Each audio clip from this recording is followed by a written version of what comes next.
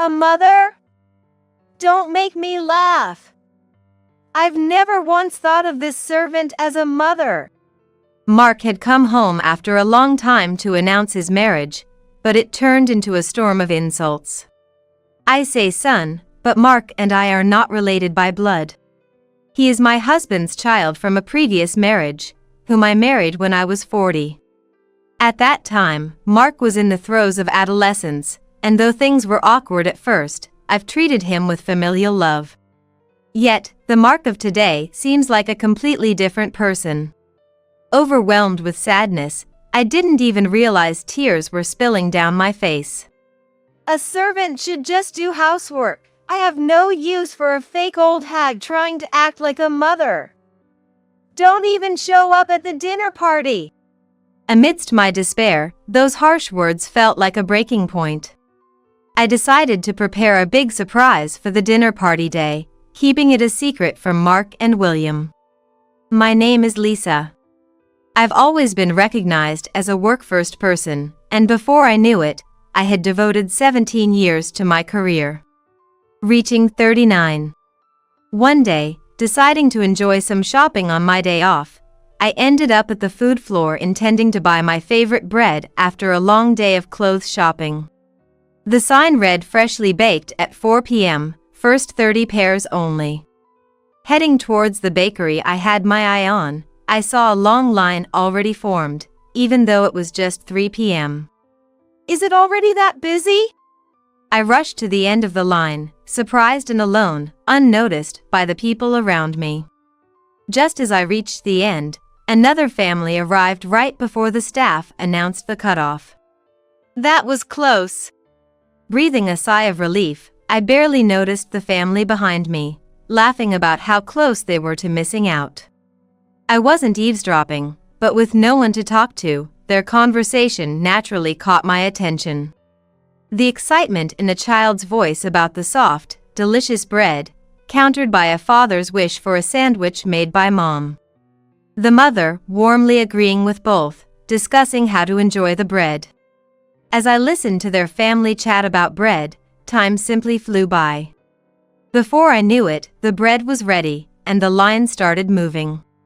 As we moved forward, the family's excitement grew, with endless requests from the child and father, and the mother, laughing, saying one loaf wouldn't be enough. Initially excited about how I'd enjoy my bread, the sight of a family enjoying together made me feel suddenly alone. Contrary to my feelings, the line moved quickly, and before I knew it, I was mechanically buying the bread. Usually, delicious food would seem to shine in my eyes, but the brightness of the freshly bought loaf felt glaringly bright to me. After buying the bread, the family behind, still buzzing about it, solidified my decision. Actually, I don't think I can eat this bread I just bought. Would you like it? Surprised by my offer, since I had been ahead of them in line, the child eagerly asked the mother if they could accept it, and so I handed over the bread and left the store. Returning home, I spread out the clothes I had bought, but my mind kept going back to that exchange, leaving me with a lingering sense of unease. What would a partner think of me, dressed up so stylishly? What meals would I prepare if I had a child? Where would we go if we went on a family trip? Thoughts I had never entertained before raced through my mind. Suddenly, I remembered a flyer in the morning's mail, prominently featuring the phrase "Meet your future now," and pulled one from the pile at the entrance. Are you stepping into the second road of encounters? If you're a single man or woman over 35, you're invited to a party to find a marriage partner. I thought to myself, why not take this as my last challenge in my 30s? Alone in an empty space, I murmured, feeling slightly brighter, I decided to try on the clothes I had spread out earlier in front of a mirror. The following Saturday, the day of the party finally arrived. I dressed in new clothes and, with more care than usual, did my makeup before arriving at the hotel venue at 9 a.m. For me, attending a party to find a spouse for the first time, even the hotel seemed dazzling and prestigious, making me hesitate to enter. Is my makeup too heavy? Is my outfit too young? Such trivial worries occupied my mind. Despite my scattered thoughts, people presumed to be participants kept entering the hotel. I've come this far, there's no turning back now. With resolve, I entered the hotel and followed the signs to the party. Inside, there were 3 round tables set up, each with 10 chairs and nameplates at each seat. Several men and women, presumably in their 40s and 50s, were already seated, waiting for the party to start at 10 a.m. I took my assigned seat. After a while, when all the participants had arrived, the party finally began. We started by introducing ourselves in turn as a group, then shared about places we'd like to visit or unforgettable destinations under the theme of travel. However, having been engrossed in work, I hardly had experiences with travel or desires to go places, leaving me out of the conversation. As time passed without my participation, we moved to form new groups, this time discussing our dreams. In this group, amidst talk of becoming millionaires or going to the moon, only a man named William spoke of a grounded dream. Embarrassingly, I've been so focused on work that my wife left me, and I can't even have a proper conversation with my son. My dream is to have a happy family meal together.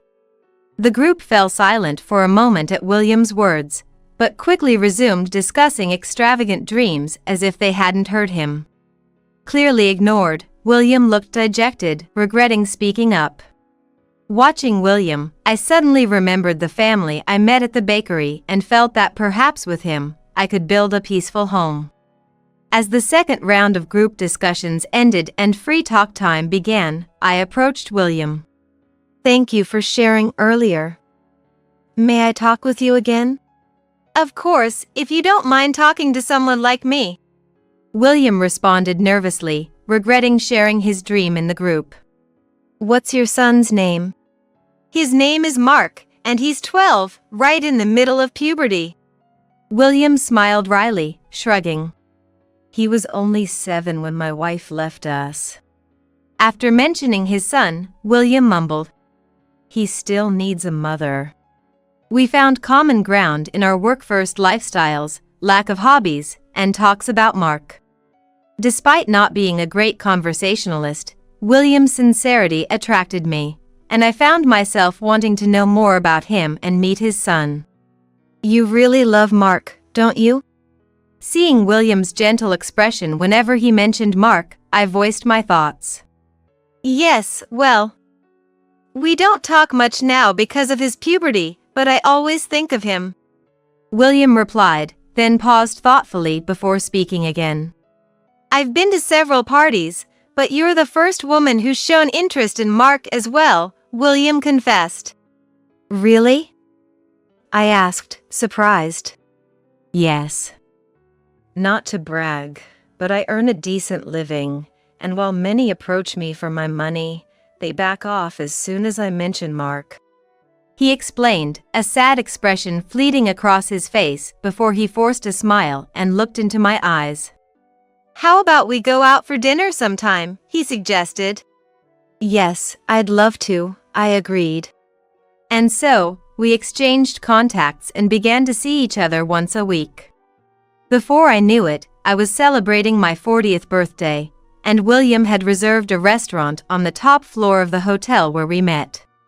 Enjoying the night view and the exquisite French cuisine, I was filled with happiness when I noticed William, looking nervous, staring at an open plate. You see, he started, without looking up from the plate. I like that you're dedicated to your work, Lisa, and I respect that, but... His voice trembled as if he was afraid, making me worry he was about to end things. I'd want us to focus on our family after we get married. You've been considering marriage? I realized. Of course, he said, suddenly looking up, his eyes now strong and determined. I'll protect you, Lisa. So, I want you to be there for Mark. It seemed he wanted me to quit my job and become a housewife, but I had already decided that if we were to marry, I'd make our family my priority. If you're okay with me, then please, let's do this. Thus, we became a family. I resigned from my job, amidst my colleagues' regrets, and moved out of my apartment.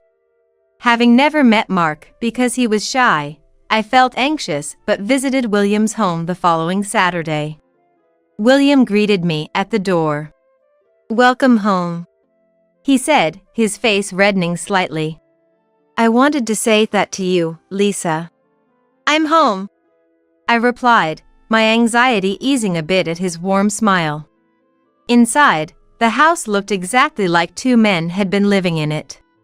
While the entryway was somewhat organized, the kitchen and living room were cluttered with delivery containers and fast food bags, far from clean.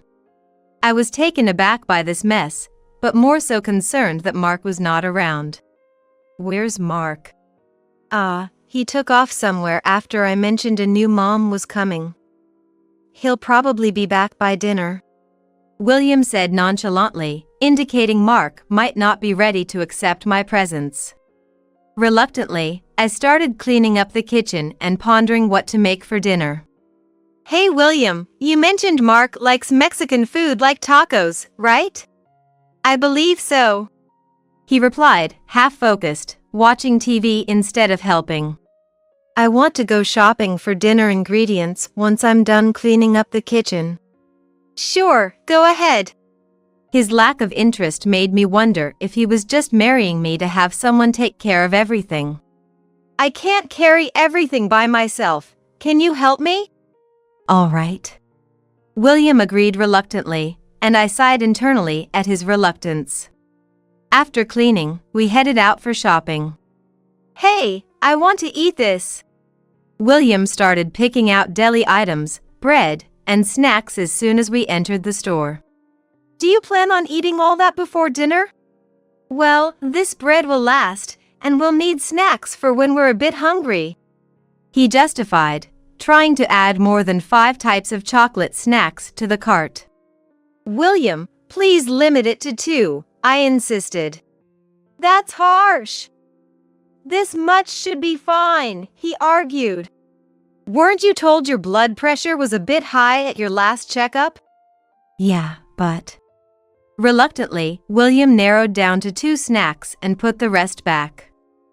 After paying, we returned home. I'm tired." William exaggeratedly relaxed on the living room sofa while I started preparing dinner. Planning to make tacos, my specialty, for Mark who likes Mexican food. "That smells delicious," William commented, drawn to the kitchen by the smell of tacos. "Want to taste a bit?" "Yes, please," he brightened up. I served him freshly made tacos on a plate. "Wow, this is good. Are we going to have such delicious meals every day?" Seeing William's joy made me happy too. Along with tacos, I prepared several other dishes, finishing just as noises came from the entrance. "Sounds like Mark's back." William immediately went to the entrance. Their conversation was indistinct, but it was clear Mark was not welcoming me. Pretending not to notice, I called out cheerfully towards the entrance. "Dinner's going to get cold," I called out. "I'm coming." William returned to the living room, gripping Mark's arm firmly. "Mark, nice to meet you. I look forward to getting to know you," I said, looking at Mark, but he just turned away and ignored me. "Let's eat," William said, seemingly oblivious to Mark's dismissal of me, and said nothing to him. I decided to let it go since it was our first meal together and passed the freshly made food to them. "Here, eat up." As the 3 of us surrounded the steaming dinner table, William started eating immediately. Mark silently observed the side dishes for a while but eventually, seemingly resigned to his hunger, took a bite of tacos I made. "It's good," he muttered softly, filling me with warmth. Mark ended up eating all the food I made, thanked me quietly, then shyly retreated to his room. "He can actually be polite," William remarked, impressed, giving me a glimpse into their life before I joined them. The next day marked the start of our life together in earnest. I woke up early to make Mark's lunch, ironed William's shirts, saw them off, and then busied myself with laundry, cleaning, and shopping before preparing meals. Despite the different kind of busyness from work, I settled into our daily routine, and we lived peacefully. Mark, lively by nature, often got into fights with classmates, leading to frequent apologies on my part to his teachers.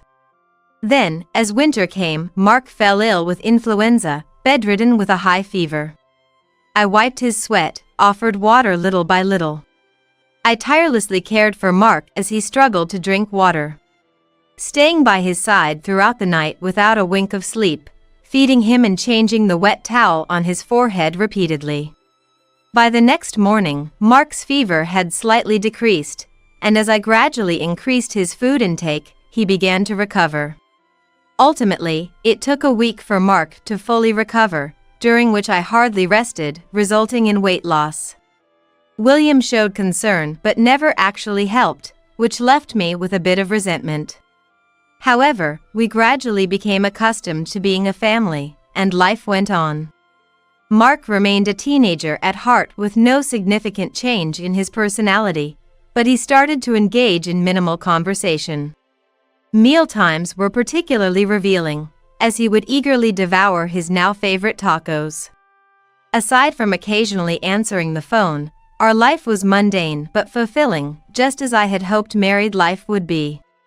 Time passed, and I turned 50, while Mark grew into a young man of 23.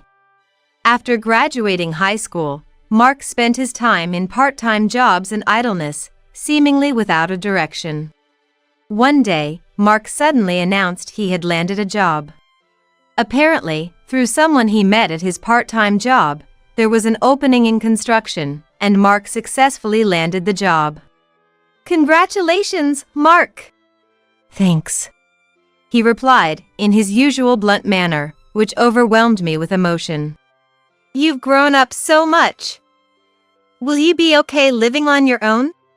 "I'll be fine," he assured me, leaving me feeling a sense of loss as he prepared to leave home. "Make sure to visit sometimes." "I will." Thus, Mark left home, and it was just William and me. Mark didn't contact me, though he occasionally called William, letting us know he was doing all right. When William turned 60, he retired and enjoyed a peaceful life filled with travel.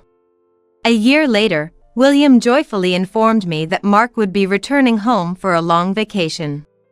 Filled with joy, I prepared a lot of Mark's favorite tacos and several other side dishes. Trying to contain my excitement, I kept checking the clock, eagerly anticipating the arrival time William had mentioned for Mark. Then, just before the scheduled time, the doorbell rang, so I hurried to the entrance. "Welcome back, Mark." Carrying heavy luggage, Mark returned home. I reached out to at least take his bags, but Mark completely ignored me. Shocked, I was left frozen, while Mark quickly disappeared into his room. What just happened? Confused, yet I forced myself to believe that Mark must have been tired, and I returned to the kitchen. "He must be hungry and grumpy," I murmured, preparing the meal for a presumably famished Mark. Meanwhile, William and Mark, having met in the bathroom, were heard laughing together. It seemed Mark could speak normally with William. With a sinking feeling, I tried to dismiss it and finished the preparations. Ignoring my feelings, William and Mark entered the kitchen laughing. "Let's eat dinner together, Mark." I forced a cheerful tone, but Mark's smile quickly faded, looking disdainfully at the tacos. "Why are you making such lame food? It's annoying when a fake tries to act like a mom. Don't you get it because you just stay home and don't work?" He said coldly. His words hit me like a physical blow. "Didn't you like tacos, Mark?" Somehow, I managed to muster a smile and responded with great effort. Shockingly, even though William heard Mark's harsh words, he just awkwardly looked away, pretending not to hear. My anticipation for a rare family meal quickly faded away. Afterward, Mark started coming home more frequently but never once looked me in the eye. Moreover, his verbal abuse towards me escalated. Hey, if you have time to be in my sight, you could at least do this much. Mark would carelessly throw his laundry at me and rummage through the fridge, leaving dishes everywhere. Shocked by how different Mark had become, I convinced myself he must just be stressed and continued to do household chores emotionlessly. Hey, servant! Get up when I'm calling you. Mark would bang on my door late at night due to his erratic lifestyle. What do you want at this hour? For a servant, you've got guts to make me hurt my hand. I'm tired, so prepare the bath. Mark blamed me for his own actions and made unreasonable demands. Right. A shower isn't good enough for me. I need a bath, and I can't use cheap shampoo on my precious hair. Taking advantage of my silence, Mark went on a rant. Just be a good servant and quietly do as I say. Mark, having spat out those words, seemed to storm back to his room with heavy footsteps. I stood there, dazed, tears spilling without my notice, overwhelmed by sadness. What on earth has happened to Mark? Despite not wanting to, as a housewife thoroughly ingrained in my role, I found myself mechanically following Mark's orders, which only added to my frustration. Then, one day, upon his return home, Mark called out to William with evident joy. Dad, I'm back. Actually, I have something I want to tell you. What's up? You seem unusually happy. They entered the living room where I was, continuing their conversation. Yeah, I'm feeling great. I'm getting married. Really? That's wonderful news. Despite everything, I was moved to tears by the news of Mark's marriage. Then we'll have to visit your mom and her family to introduce ourselves. William looked uneasy, perhaps already thinking about the wedding, but his expression was bright. Huh? Mom? Mark coldly retorted as usual. Her, a mother? Don't make me laugh. I've never once thought of this servant as a mother. That was the most hurtful thing he had ever said to me. Mark screamed like a devil, delivering the final blow. A servant should just do household chores. I don't need a fake trying to act like a mother. Don't even come to the meal. Mark spat out these words while I stood there, speechless from the shock. Hoping for some support from William, I turned to him, only to find him drinking alone as if he hadn't heard anything. Unbelievable. Seeing this, I reached my breaking point and decided to call someone. Then came the day of the fateful dinner with Mark and his fiancée, Sandra's family.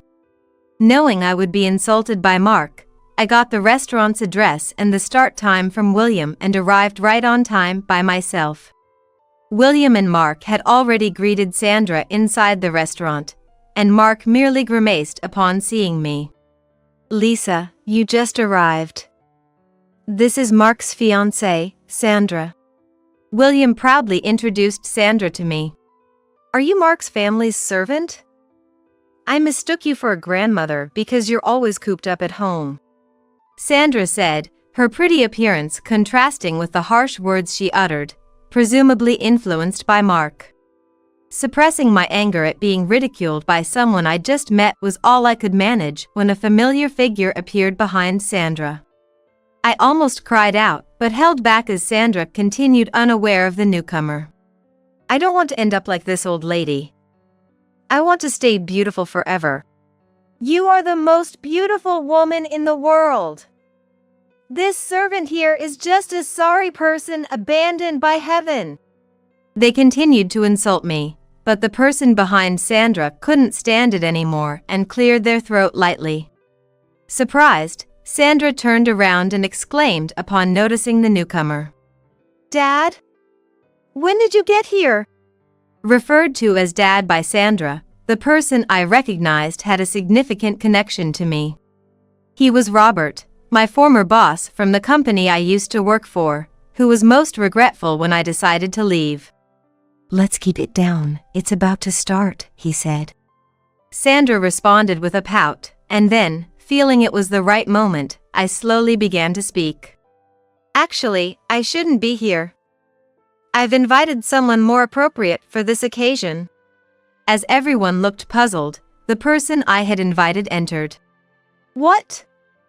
Stephanie!" William stood up abruptly, retreating as if in shock. And for good reason. The woman William called Stephanie was his ex-wife and Mark's biological mother. "Mark, this is your real mother," I said emotionlessly, delivering the truth. I had been repeatedly asked by William to keep it a secret that I knew how to contact Stephanie, as she often called him requesting money. Mark was completely taken aback by this unexpected turn of events. "I was listening in secret, and it's terrible how you talk about the mother who raised you. And William, you didn't say anything either," Stephanie criticized. "Showing up out of nowhere. You came to celebrate, right?" Mark retorted. "No, I heard you're marrying into wealth, so I thought I'd come to borrow some money," Stephanie said bluntly, silencing Mark and William. "I cannot let my daughter marry a man who disrespects the mother who raised him. We'll need to re-educate her," Robert said with a stern yet polite gaze, taking Sandra away. Afterward, Mark's engagement was called off. "Mom, I want to eat tacos," Mark said a few days later, returning home and seemingly realizing my love and care after discovering the reality of his biological mother. "I was just going through a rebellious phase. I'm truly sorry for calling you a servant." Mark sincerely apologized. Seemingly reflective of his previous indifference, William exaggeratedly praised me in an attempt to make amends. "I can't eat anyone else's cooking after tasting Lisa's," William complimented. However, the real gain from the dinner was reuniting with Robert. He frequently offered me a chance to return to work. The verbal abuse from Mark and William's detached demeanor had cooled my feelings toward them. Now, they were both trying to appease me, but who knows when they might revert to their old ways. Considering a fresh start and possibly divorcing to dive back into my career didn't seem like a bad idea. After experiencing a semblance of the small happiness I had dreamed of, living life for myself didn't sound too bad. I entertained William and Mark while contemplating my future, feeling excited about what lay ahead.